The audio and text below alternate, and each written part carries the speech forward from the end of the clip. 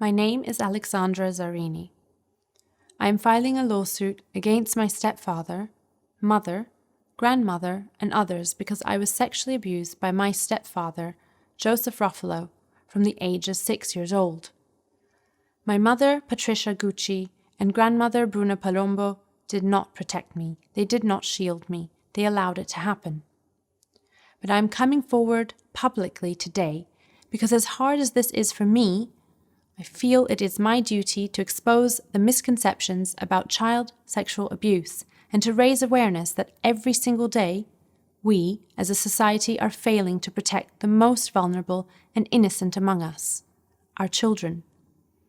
If you think this doesn't happen here in Beverly Hills, then you should know that my perpetrator still lives in California, spends time at the Bel Air Country Club, and volunteers in your children's hospitals. This is not something that only happens to other families in other neighborhoods or other countries.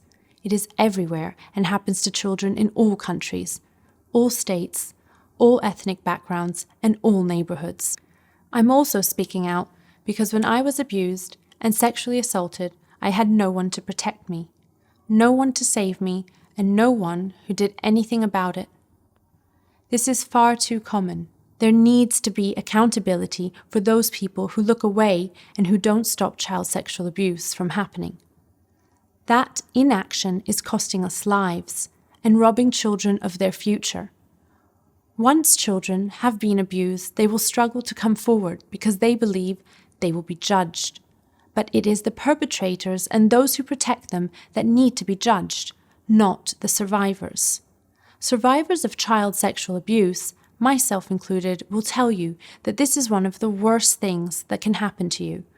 You lose your childhood, and you fight against the painful legacy abuse leaves with you your entire life.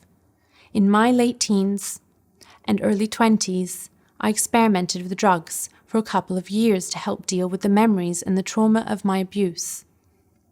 It took me many years to become more grounded in who I was. And in some ways, I am one of the lucky ones. Talking about what happened to me saved my life. Without that communication, I would have been another statistic.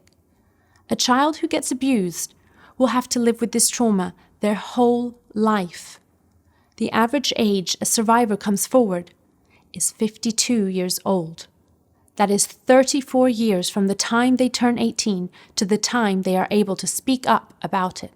Statistically, there are as many as 50 million Americans today who have been through this abuse, and many suffering in silence.